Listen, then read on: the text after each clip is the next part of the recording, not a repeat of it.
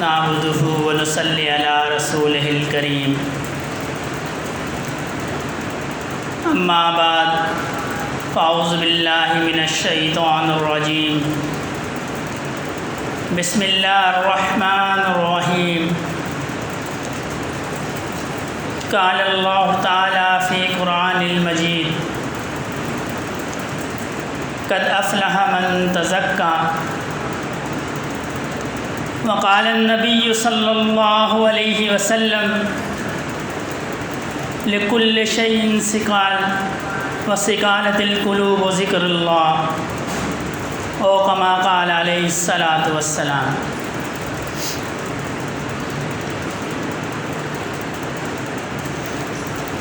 اللہ رب العزت کا شکر اور احسان ہے کہ اس نے ہمیں مسلمان بنایا اور پھر اپنے حبیب صلی اللہ علیہ وسلم کی امت میں پیدا فرمایا۔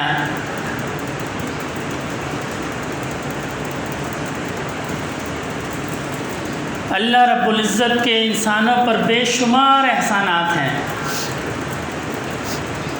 اتنے احسان ہیں کہ انسان اگر ان کو چاہے تو گن نہیں سکتا۔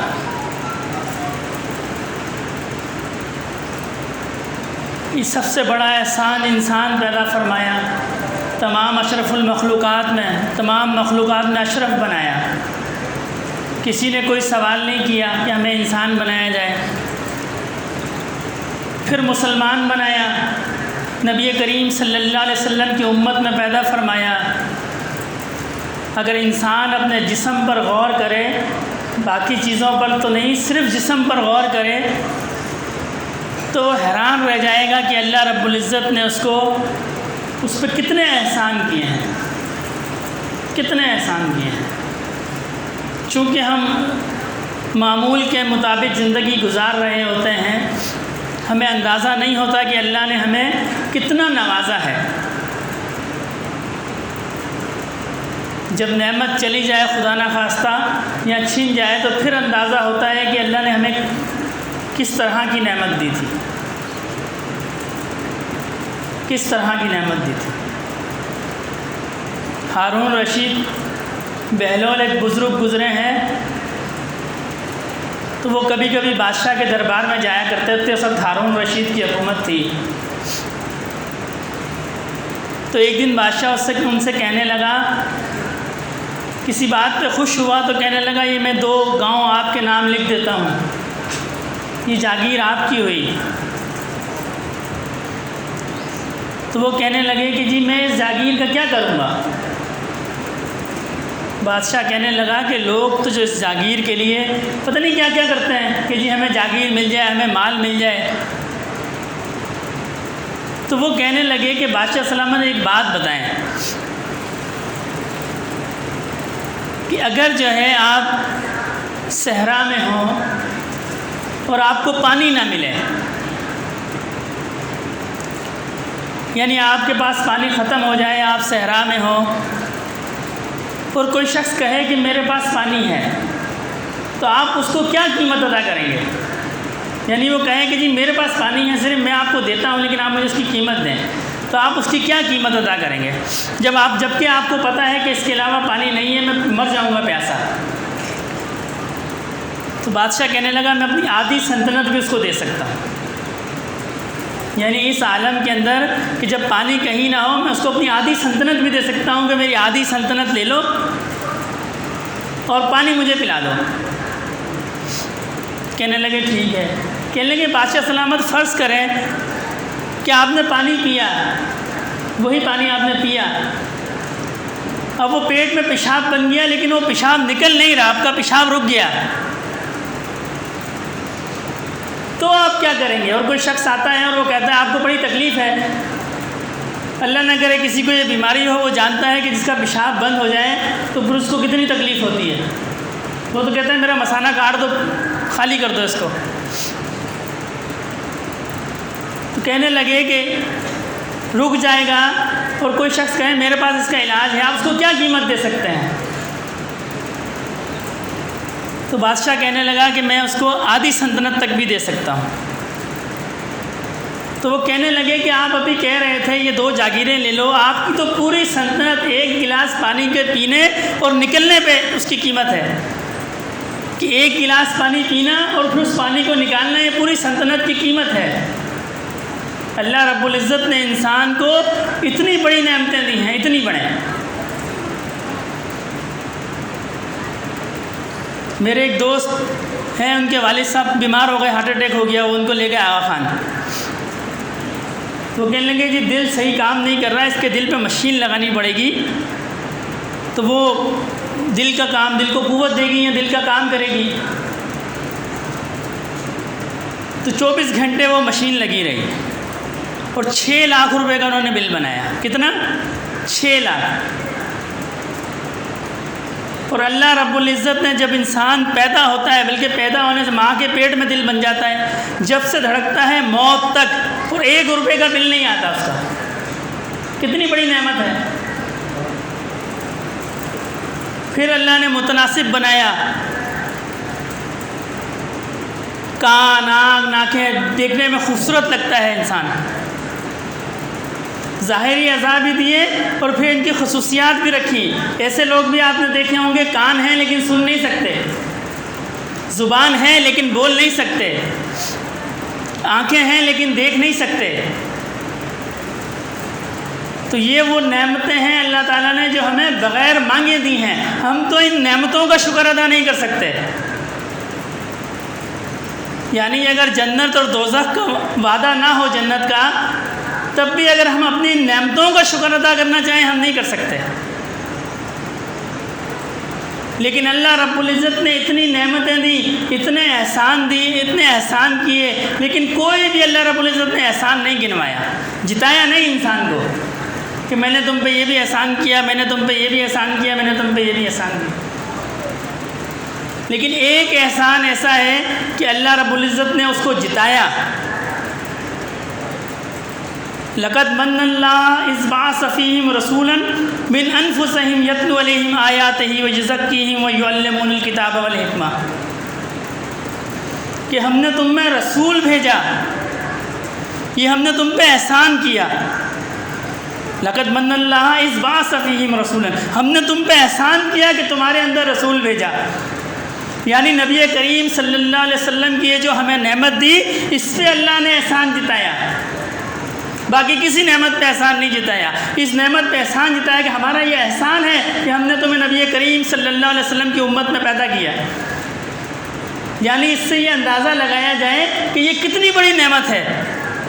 ہم دنیا کی نعمتیں گنتے جائیں ختم نہیں کر سکتے، لیکن ان میں سے کسی نعمت کا اللہ رب العزت نے احسان نہیں جتایا، لیکن نبی کریم صلی اللہ علیہ وسلم کی امت میں جو ہمیں پیدا کیا، اس کا احسان جتایا کہ دیکھو ہم نے تم پہ احسان کیا ہے کہ ہم نے نبی کریم صلی اللہ علیہ وسلم کی امت میں تمہیں پیدا کیا ہے۔ اور جس چیز کا اللہ رب العزت احسان گنوائے، اس کا مطلب یہ ہے کہ وہ بہت بڑی نعمت ہے، کیونکہ خود اللہ اس کا احسان گنوا رہے ہیں۔ اتنی بڑی نعمت ہے، ہمیں یہ سوچنا ہے کہ ہم نے اس نعمت کی کتنی قدر کی۔ ہم نبی کریم صلی اللہ علیہ وسلم کی امت میں پیدا ہوئے ہیں، ہم نے اس نعمت کی کتنی قدر کی ہے۔ آج عید کا دن ہے، خوشیوں کا دن ہے، نعمت کا دن ہے، تو ہمیں اس بارے میں بھی غور کرنا چاہیے کہ نبی کریم صلی اللہ علیہ وسلم والی نعمت کی ہم نے کتنی قدر کی۔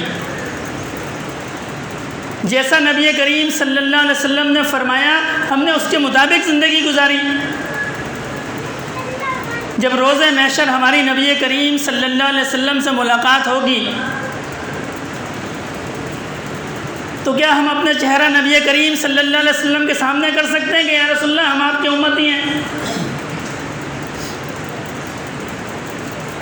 قبر کے اندر جب انسان جائے گا تو نبی کریم صلی اللہ علیہ وسلم کی شکل مبارک دکھائی جائے گی، ان کو پہچانتے ہو؟ جو مومن ہوگا وہ کہے گا یہ ہمارے رسول ہیں، یہ محمد رسول اللہ صلی اللہ علیہ وسلم ہے۔ اور ایسا نہ ہو ہم تو کہیں ہم انہیں پہچانتے ہیں اور وہ کہیں جی ہم اس کو نہیں پہچانتے، پھر کیا عالم ہوگا؟ کیوں کہ ساری زندگی جو شخص نبی کریم صلی اللہ علیہ وسلم کے طریقے پہ چلے گا، آپ کی سنت پہ چلے گا، آپ کی شکل و صورت و شباہت کو اختیار کرے گا، نبی کریم صلی اللہ علیہ وسلم اس کو پہچانیں گے۔ روایات میں آتا ہے حوض کوثر پہ ہر شخص پانی پیے گا۔ کچھ لوگ ایسے ہوں گے جن کی یہ کوشش ہوگی کہ ہم نبی کریم صلی اللہ علیہ وسلم کے قریب چلے جائیں، اور فرشتے ان کو دھکے دیں گے، دور جاؤ دور جاؤ۔ تو وہ کہیں گے، وہ دور سے پکاریں گے، یا رسول اللہ ہم آپ کی امتی ہیں۔ تو آپ فرشتوں سے فرمائیں گے کہ تم ان کو کیوں نہیں قریب آنے دیتے؟ تو وہ عرض کریں گے، یا رسول اللہ یہ آپ کے امتی نہیں ہیں، اس لیے کہ یہ آپ کے طریقے پر نہیں تھے، یہ آپ کے طریقے پر نہیں تھے۔ جو شخص نبی کریم صلی اللہ علیہ وسلم کے طریقے پر نہیں ہے، خواہ وہ اس امت کے اندر پیدا ہوا، نبی کریم صلی اللہ علیہ وسلم کا امتی نہیں ہے، یعنی جس نے کلمہ نہیں پڑھا وہ ہمیشہ دوزخ میں رہے گا، حالانکہ اسی امت میں پیدا ہوا۔ تو صرف مسلمان ہونا کافی نہیں ہے، مسلمان تو ہمیں اللہ نے اپنے فضل سے مسلمانوں کے گھرانے میں پیدا کر دیا۔ مسلمانوں کے گھرانے، ہم نے اپنے ماں باپ کو آنکھ کھولی، کلمہ پڑھتے دیکھا، بچوں کو کلمہ پڑھاتے دیکھا۔ اب جب ہم بالغ ہو گئے، ہمیں شعور اور سمجھ آ گئی، تو اب ہمیں پوری زندگی نبی کریم صلی اللہ علیہ وسلم کے طریقے پہ گزارنی ہے۔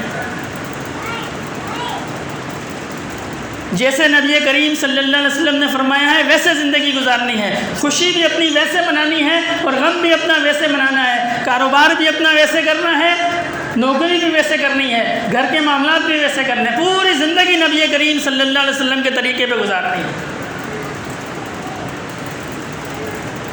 اور ہماری حالت یہ ہے کہ ہم دوسروں کو کیا عمل کیا ہم تو خود عمل نہیں کر سکتے۔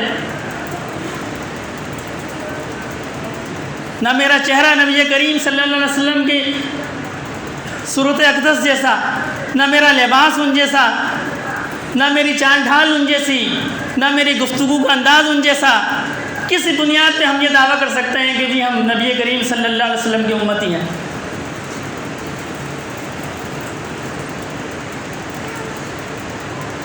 اپنے جسم پہ نبی کریم صلی اللہ علیہ وسلم کی شریعت کو نافذ کرتے ہوئے آپ کے حکم کو نافذ کرنے میں تو کوئی ممانعت نہیں ہے نا۔ میں داڑھی تو رکھ سکتا ہوں، یا مجھے اس پہ بھی کوئی گورنمنٹ سے اجازت کی ضرورت ہے؟ میں نماز تو پڑھ سکتا ہوں، میں اپنی شلوار کو ٹخنوں سے اونچی تو کر سکتا ہوں، اور یہ وہ سادہ سادہ باتیں ہیں جو ہر کسی کو پتہ ہیں۔ ایسا نہیں ہے، کوئی فرد یہ نہیں کہہ سکتا کہ جی مجھے پتہ نہیں ہے۔ وہ کسی زمانے میں تھا کہ جی لوگوں کے پاس علم نہیں تھا۔ اللہ پاک علماء اکرام پہ اپنی رحمت نازل فرمائے، ہر مسئلہ کھول دیا ہے، ہر مسئلہ ان کے پاس چلے جائیں۔ جو نہیں جانا چاہتے، انٹرنیٹ ہے، کتابیں ہیں، بہت سارے جو ہے وہ بہت سارے ریسورسز ہیں دین سیکھنے کے۔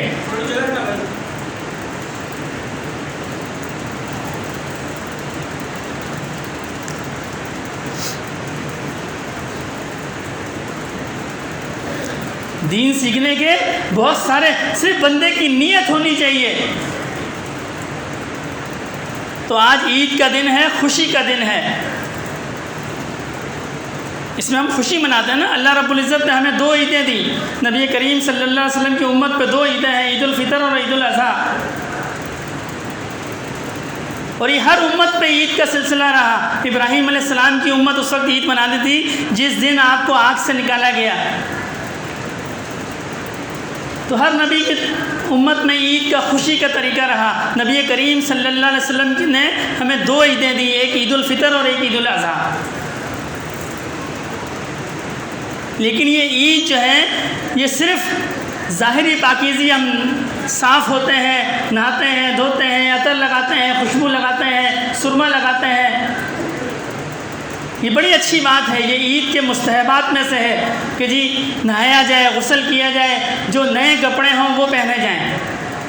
اگر کسی نے نئے کپڑے نہیں سلائے تو اس کے بعد جو موجودہ کپڑے ہیں ان میں سے جو سب سے نیا کپڑا ہے وہ پہنے، کوئی میٹھی چیز کھا کے آئے۔ لیکن یہ پاکیزگی جو ہے یہ صرف عید تک نہیں ہے، اور نہ ظاہر کی پاکیزگی ہے۔ جس طرح ہم نے اپنا آج ظاہر کو صاف کیا، اسی طرح ہم نے کوشش یہ کرنی ہے کہ اپنے باطن کو بھی صاف کرنا ہے۔ ظاہر کو تو ہم نے صاف کر دیا، دل میں بغض ہے، دل میں جھوٹ ہے، دل میں غیبت ہے، دل میں حسد ہے، اس کی طرف ہم نے کوئی توجہ ہی نہیں دی۔ اور عید جو ہے وہ کسی میلے کا نام نہیں ہے کہ جی عید کی رات کو بازاروں میں گھومے صبح، یہ تو محاسبے کا دن ہے۔ حضرت عمر رضی اللہ تعالیٰ عنہ، لوگ عید، آپ کا دور خلافت تھا، لوگ حضرت عمر کے جب دروازے پہ گئے، دیکھا آپ نے دروازہ بند کیا، رو رہے ہیں۔ لوگوں نے عرض کی حضرت یہ تو عید کا دن ہے، آج آپ عید کے دن رو رہے ہیں۔ فرمایا عید تو ان کے لیے ہے جن کی روزے اور عبادات قبول ہو گئے، ان کے لیے عید کا دن ہے۔ جن کی قبول نہیں ہوئی یا جنہوں نے نہیں کی، ان کے لیے تو وعید کا دن ہے۔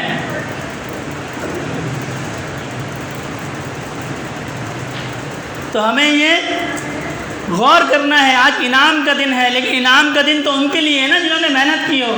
جس مزدور نے مزدوری کی ہے، محنت کی ہے، آج اس کے لیے انعام کا دن ہے، اور جس نے محنت ہی نہیں کی، پورا رمضان کو ضائع کر دیا، بازاروں کے اندر، گفتگو کے اندر، فضول لایانی باتوں کے اندر، ان کے لیے تو انعام کا دن نہیں ہے۔ تو ہمیں یہ کوشش کرنی ہے، ہمیں یہ اپنے اوپر زبردستی کرنی ہے، بلکہ کوشش نہیں کرنی، زبردستی کرنی ہے۔ عام طور پہ کسی کو کہا جائے جی فلاں نیک کام کر لو، وہ کہتا ہے جی انشاءاللہ اللہ پاک ہدایت دیں گے، کوشش کروں گا۔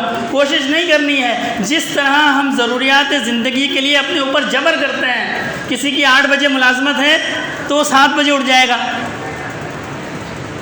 کیوں؟ اب بھلے اس کی طبیعت اس پہ مائل ہو یا نہ ہو، وہ اٹھ جاتا ہے اس لیے کہ اس کے 8 بجے اس کو ڈیوٹی پہ جانا ہے۔ اسی طرح دین کے کاموں پہ بھی اس کو اپنے اوپر جبر کرنا پڑے تو جبر کرنا ہے۔ کسی کا دل نہیں کرتا نماز پڑھنے کو، وہ دل کا پابند نہیں ہے، اس کو پڑھنی ہے، بھلے جبر کر کے پڑھے وہ۔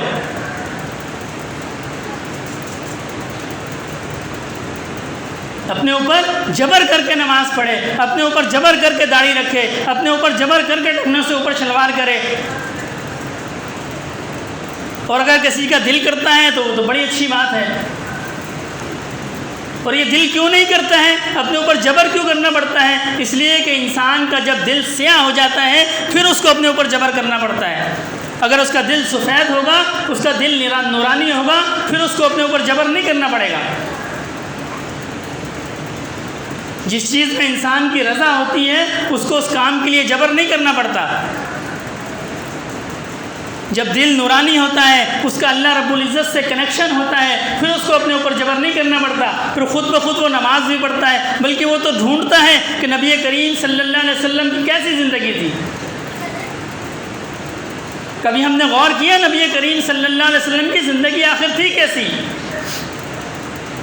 آپ کیسے چلتے تھے، آپ کیسے بولتے تھے، آپ کیسے آرام فرماتے تھے، آپ گھر والوں سے کیسے گفتگو کرتے تھے، آپ پڑوسیوں سے کیسے رہتے تھے؟ پوری زندگی نبی کریم صلی اللہ علیہ وسلم کی زندگی کیسے تھی آخر؟ کبھی نہیں ہم نے پڑھا۔ تو ہمیں چاہیے نبی کریم صلی اللہ علیہ وسلم کی زندگی کو پڑھیں، سمجھیں، اور پھر جیسا آپ کی زندگی گزری ہے ہم کوشش کریں ہم بالکل اس کو کاپی کریں۔ کاپی یا نقل بھی چل جاتی ہے، ہم نے ان کو نقل کرنا ہے۔ جتنا ہماری زندگی نبی کریم صلی اللہ علیہ وسلم کی زندگی سے مشابہ ہو جائے گی، اتنا ہماری کامیابی کے چانس بڑھ جائیں گے۔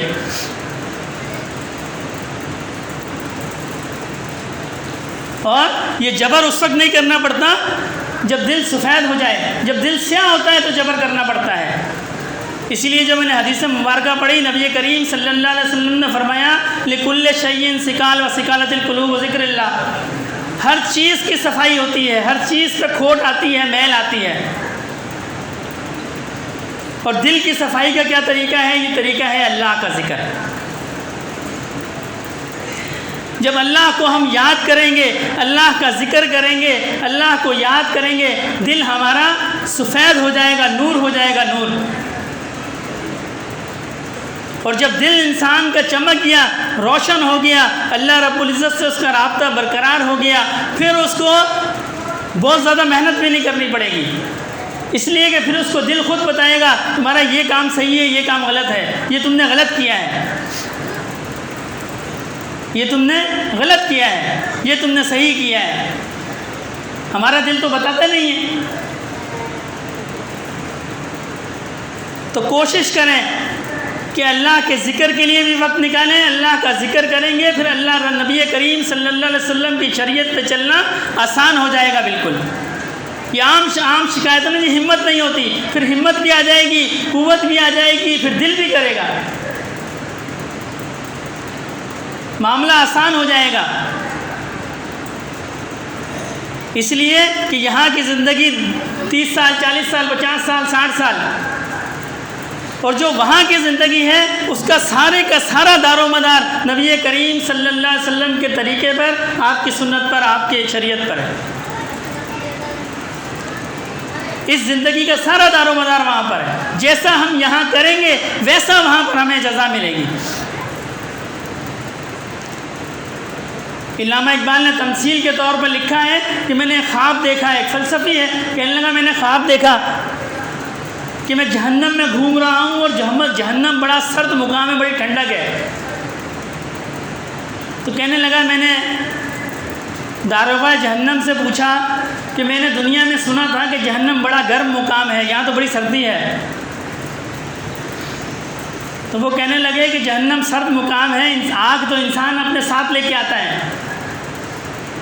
تو اس نے شعر کہا نا، عمل سے زندگی بنتی ہے جنت بھی جہنم بھی، یہ خاکی اپنی فطرت میں نہ نوری ہے نہ ناری ہے۔